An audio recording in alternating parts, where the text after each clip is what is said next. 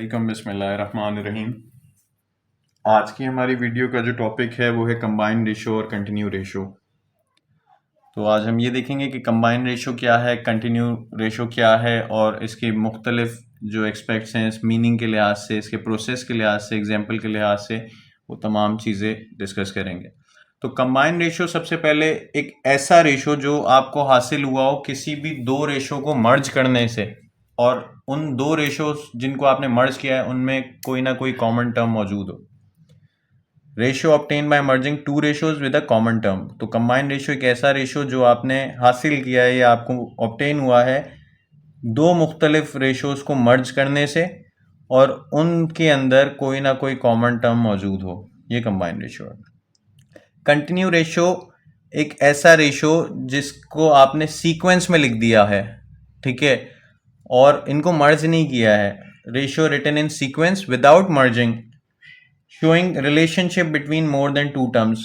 Continue ratio जो है एक ऐसा रेशियो जिसको आपने सीक्वेंस में लिखा है विदाउट मर्जिंग, मर्ज नहीं किया है, और इसकी मदद से रिलेशनशिप आप देख सकते हैं किसी भी दो से ज़्यादा टर्म्स के दरमियान। ये कंटिन्यू रेशियो है। इसके बाद से जब हम इसकी प्रोसेस की बात करेंगे तो कंबाइंड रेशियो का जो प्रोसेस होता है वो ये है कि first make the common term equal, then compare the first term of the first ratio with the last term of the second ratio. अच्छा, इस चीज़ को थोड़ा गौर से सुनिएगा और समझिएगा। कंबाइंड रेशियो के अंदर आपको जो भी दो चीज़ें, दोनों रेशियो के अंदर जो भी कॉमन टर्म दी हुई होगी, सबसे पहले उस कॉमन टर्म को इक्वल बनाना है, ठीक है। मैंने ये आपको बताया था ऊपर कि कंबाइंड रेशियो जो आपको मिलता है वो किसी भी दो रेशियोज को मर्ज करने की मदद से मिलता है और उन दो रेशियोज में कोई ना कोई कॉमन टर्म होती है। तो अब उसी के बारे में ये बात कर रहे हैं हम लोग कि सबसे पहले जो भी उन दोनों रेशियोज में जो भी कॉमन टर्म होगी, सबसे पहले उस कॉमन टर्म की वैल्यू को इक्वल बनाना है आपने। और जब आप उसको इक्वल बना लें तो फिर फर्स्ट रेशो की, पहले रेशो की जो पहली टर्म होगी उसको आपने कंपेयर करना है किससे, सेकंड रेशो की सेकंड टर्म से या लास्ट टर्म से, ठीक है। ये बात क्लियर, आई होप कि आपको ये समझ आ गई होगी, ठीक है। अब इसी तरीके से इसको कंटिन्यू रेशो को डिस्कस करते हैं। Simply write all the terms together as A ratio B ratio C may require making common terms equal. इसके अंदर हमें कोई मर्ज नहीं करना होता, जस्ट हमें इसमें सीक्वेंस में लिखना होता है, ठीक है। कंटिन्यू रेशो में जैसे ए रेशो बी रेशो सी, सही है। और बाज दफ़ा हो सकता है कि हमें जो इनमें कॉमन टर्म हो वो इक्वल ना हो, तो ज़रूरत पड़ सकती है कि उस कॉमन टर्म को यहाँ हमें इक्वल बनाना पड़े। ये बात मैंने लिखी है, मे require making common term equal, सही है। अब इसकी एग्जांपल्स के ऊपर बात करेंगे हम लोग, ताकि एग्जांपल की मदद से ये दोनों का कॉन्सेप्ट और इनका डिफरेंस आपको बेहतर तरीके से समझ आ सके। अच्छा जी, एग्जांपल की बात करते हैं। सबसे पहले कंबाइन रेशो। कंबाइन रेशो मैंने आपको बताया एक ऐसा रेशो जो आपको ऑब्टेन होगा किसी भी दो रेशोज को मर्ज करने से, और जिन दो रेशोज को आपने मर्ज किया है उन दोनों के अंदर कोई ना कोई कॉमन टर्म आपको दी हुई होगी। तो सबसे पहले आपने उन दोनों रेशोज में जो कॉमन टर्म होगी उसकी वैल्यू को इक्वल बनाना होगा, सही। फर्स्ट स्टेप आपका ये होगा कि जो दो रेशोज जिनको आप मर्ज करने जा रहे हो उनमें जो भी कॉमन टर्म है, तो उन दोनों रेशोज में जो कॉमन टर्म है उस कॉमन टर्म की वैल्यू को इक्वल बनाना होगा दोनों रेशो में। और फिर सेकंड स्टेप आपका ये होगा कि आप जब उसकी वैल्यूज को, कॉमन टर्म की जो वैल्यू है उसको इक्वल बना लें, तो first term of first ratio, पहले रेशो की फर्स्ट टर्म को, सही है, दूसरे रेशो की लास्ट टर्म के साथ कंपेयर करेंगे। किस तरीके से आ जाए देखते हैं। एग्जाम्पल है, if A ratio B is equal to 2:3। A ratio B की वैल्यू दी हुई है 2:3, और दूसरा रेशो आपको दिया हुआ है बी रेशो सी और उसकी वैल्यू दी हुई है 4:5। तो अगर हम अब सबसे पहले ये देखें कि इस रेशो में और इस रेशो में कौन सी टर्म कॉमन है, तो आप बोलेंगे बी कॉमन है, क्योंकि यहाँ बी इसके साथ भी है ए रेशो बी, और ये बी इसके साथ भी है बी रेशो सी, सही है। तो इस रेशो में और इस रेशो में जो कॉमन टर्म है वो है बी, ठीक है। अब हम ये चेक कर लेते हैं कि ये जो बी की वैल्यूज हैं क्या ये इक्वल हैं या नहीं है। तो पहले रेशो के अंदर अगर मैं देखूं, पहले रेशो के अंदर इस वाले रेशो में अगर बी की वैल्यू देखूं, ये ए की वैल्यू है 2, ये रेशो का साइन, और बी की वैल्यू है 3। ठीक है, तो अगर मैं पहले रेशो में बी की वैल्यू देखूं तो वो 3 दी हुई है। और अब इधर आके देखते हैं हम लोग, तो यहाँ बी की वैल्यू जो है 4 दी हुई है, ये रेशो का साइन, और सी की वैल्यू 5 दी हुई है। तो मतलब बी की वैल्यू 3 दी हुई है पहले रेशो में, और दूसरे रेशो में बी की वैल्यू 4 दी हुई है। तो अभी ये दोनों वैल्यूज जो है, बी हमारा कॉमन टर्म है, मगर इसकी जो वैल्यूज हैं वो इक्वल नहीं है, क्योंकि पहले रेशो में बी की वैल्यू 3 है, दूसरे रेशो में बी की वैल्यू 4 है। तो सबसे पहले हमने इस बी की वैल्यू को बराबर करना है, इक्वल बनाना है। To make B common term equal, multiply first ratio by 4। अच्छा, अब इस b की वैल्यू को, b हमारा कॉमन टर्म है, और अगर मैं चाहता हूं कि इस कॉमन टर्म की वैल्यू दोनों रेशोज में मैं बराबर ले आऊं, तो उसके लिए सबसे पहले मुझे इस पहले वाले रेशो को 4 से मल्टीप्लाई करना पड़ेगा, और दूसरे वाले रेशो को मुझे 3 से मल्टीप्लाई करना पड़ेगा। अच्छा, अब बात ये आती है कि आपको कैसे पता कि हमने 4 से मल्टीप्लाई करना है, 3 से मल्टीप्लाई करना है। तो ये देखें, ये इस तरीके से पता चलेगा।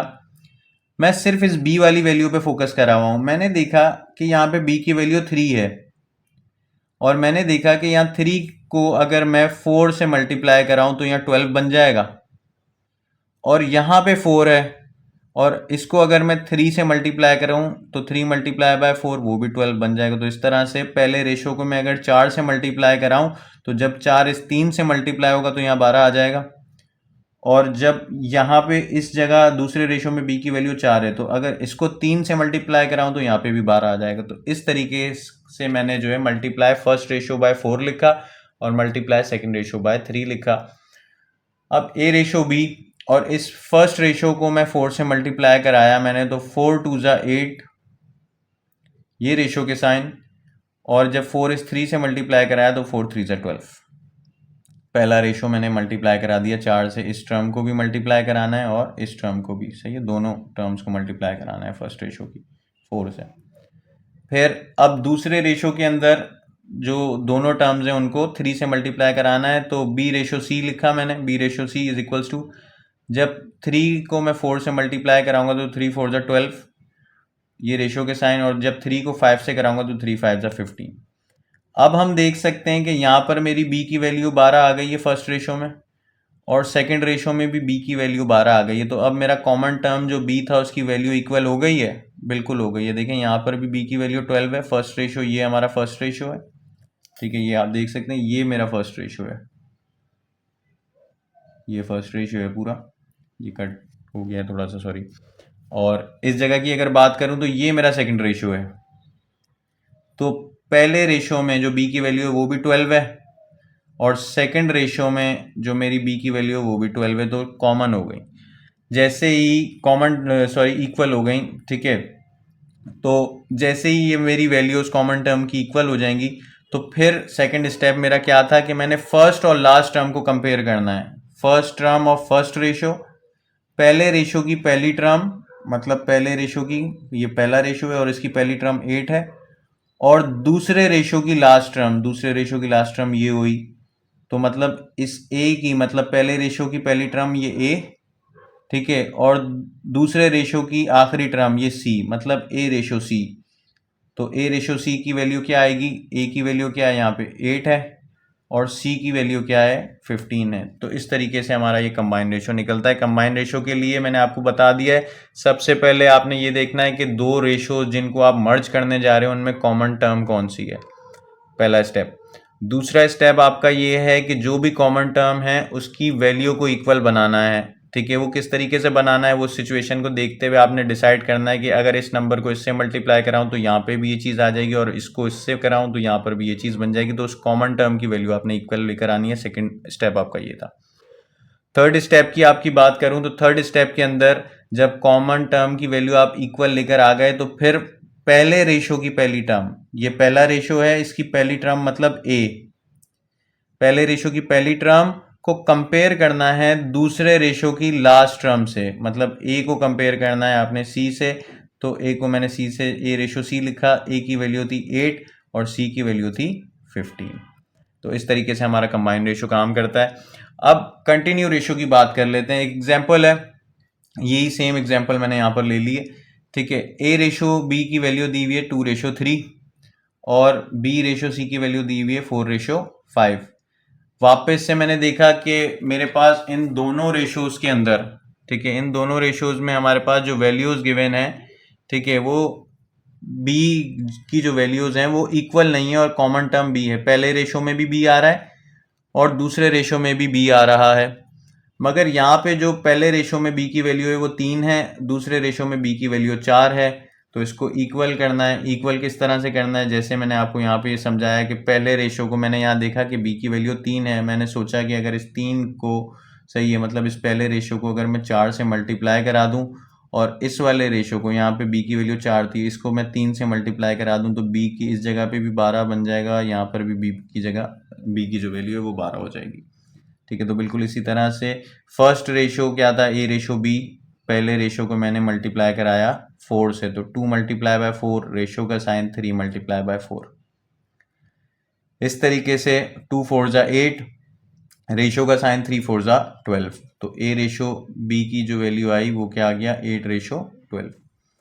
अब दूसरा रेशो था बी रेशो सी और उसकी वैल्यू थी 4:5 और अब इसको 3 से मल्टीप्लाई करा रहा हूँ, मल्टीप्लाई सेकेंड रेशो बाय 3। तो जब 3 मल्टीप्लाई होगा 4 से, 3 मल्टीप्लाई बाय 4, रेशो का साइन 3 मल्टीप्लाई बाय 15, तो बी रेशो सी की जो वैल्यू आ जाएगी वो 3 4 जा 12, रेशो का साइन 3 5 जा 15। अब जो हमारी कॉमन टर्म थी इसमें वो बी थी। अब आप देख सकते हैं कि बी की यहाँ पर भी वैल्यू 12 आ गई है और यहाँ पर भी वैल्यू 12 आ गई है। उसके बाद यहाँ पर आपने कंपेयर कुछ भी नहीं कराना है, सिर्फ आपने इसको सीक्वेंस में लिख देना है। बी तो कॉमन टर्म है तो बी को एक ही दफ़ा लेना है। ए, ये वाला ए, बी 2 दफ़ा है तो एक ही दफ़ा आएगा, कॉमन था, ठीक है। ए रेशो बी और तीसरी टर्म थी हमारी सी। तो ए की वैल्यू क्या थी आपके पास, 8, ये आपने 8 लिख दी। बी की वैल्यू 12 थी, ये 12 लिख दी है, ठीक है। और सी की वैल्यू 15 थी, आपने 15 लिख दी, ठीक है। ये हमारा कंटिन्यू रेशो था। इसके बाद हम लोग बात करते हैं अब इसके पर्पस की। इसके पर्पस की जब हम बात करेंगे तो ये इसका पर्पस क्या है कि कंपेयर कराई जाती है फर्स्ट एंड लास्ट क्वांटिटीज। मतलब फर्स्ट एंड लास्ट क्वांटिटी से मुराद पहले रेशो की पहली टर्म और दूसरे रेशो की आखिरी टर्म को कंपेयर कराया जाता है, किसमें, कंबाइंड रेशो में। ये कंबाइंड रेशो का कॉलम है पूरा।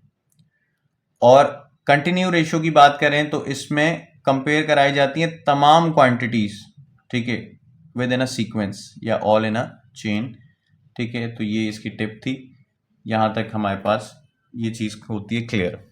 इसको मज़ीद बेहतर तरीके से एक एग्जाम्पल की मदद से समझते हैं। अच्छा जी, एक एग्जाम्पल है मेरे पास और उसमें ए रेशो बी की वैल्यू दी हुई है 3:5 और बी रेशो सी की वैल्यू दी हुई है 2:5। तो अब यहाँ पे अगर कॉमन टर्म की बात करूँ तो b इधर भी है, इस रेशो में भी है, और b इधर भी है, मगर यहाँ पे b की वैल्यू 3 है, यहाँ पे b की वैल्यू 5 है। कंबाइंड रेशो निकालना है तो सबसे पहले जो टर्म कॉमन है b, उनकी वैल्यूज को बराबर करना होगा। यहाँ पे वैल्यू b की 3 दी हुई है, यहाँ पे वैल्यू b की 2 दी हुई है, ठीक है।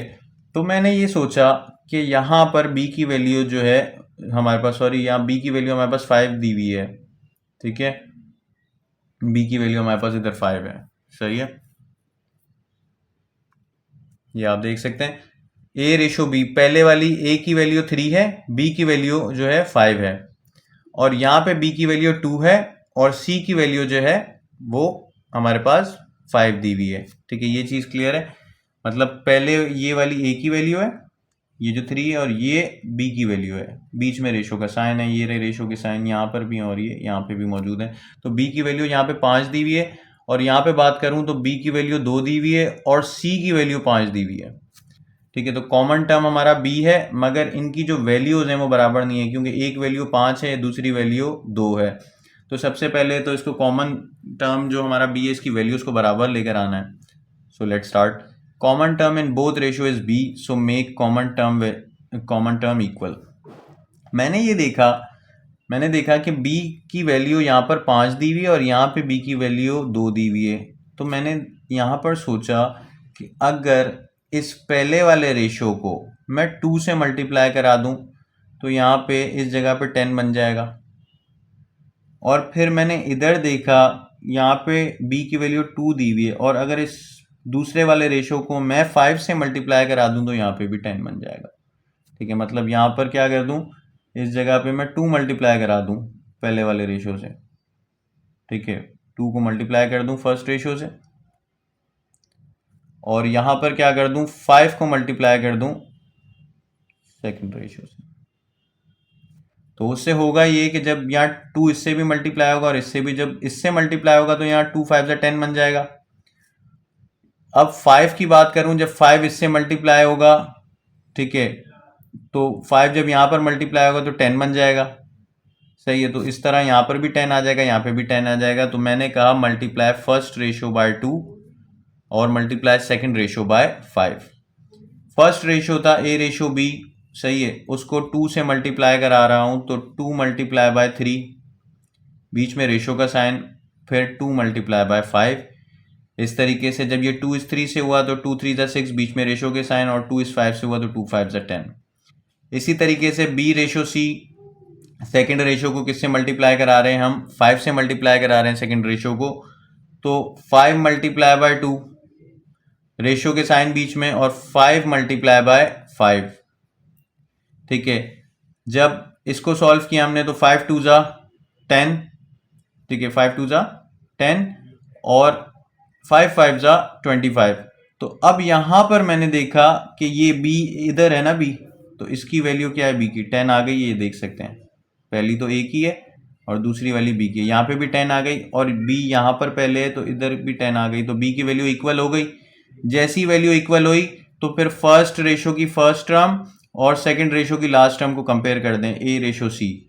तो a रेशो c की जब मैं बात करूं तो a की वैल्यू क्या थी, 6 थी, बीच में रेशो का साइन आया, c की वैल्यू क्या है, 25 थी, तो ये आपका 25 आ गया a रेशो c। इस तरीके से हमने कंबाइंड रेशो फाइंड आउट किया। इसके बाद हम बात करते हैं कंटिन्यू रेशो की।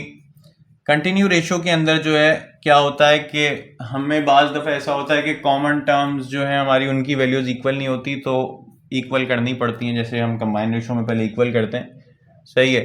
और बाज़ दफ़ा ऐसा भी होता है कि कंटिन्यू रेशो में आपको वैल्यूज़ इक्वल ही होती हैं, तो जस्ट आपने उसको एक सीक्वेंस में करके लिखना होता है, सही है।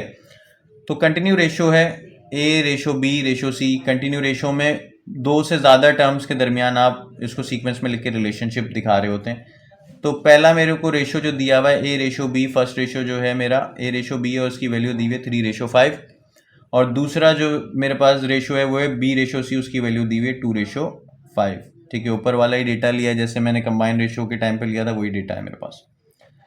तो उसको मैंने इक्वल किया।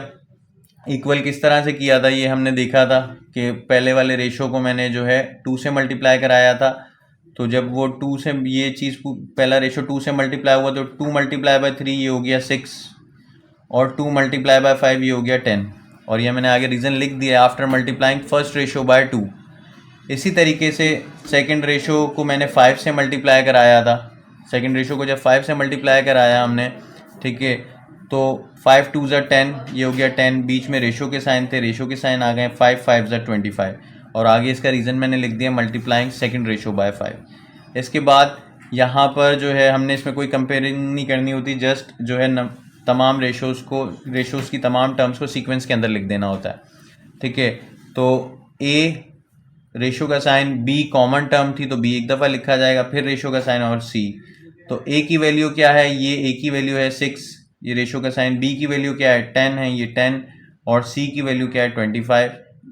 ठीक है, तो हमारे पास ये कंटिन्यू रेशो हमने फाइंड आउट कर लिया। आई होप कि आपको आज की वीडियो का लेक्चर समझ आया होगा। फिर भी किसी चीज़ में अगर कन्फ्यूजन होती है तो आप कमेंट सेक्शन के अंदर कमेंट करके पूछ सकते हैं। वीडियो अगर अच्छी लगी हो तो प्लीज़ लाइक कर दें और चैनल को सब्सक्राइब कर देगा। Thank you so much. अल्लाह हाफ़िज़।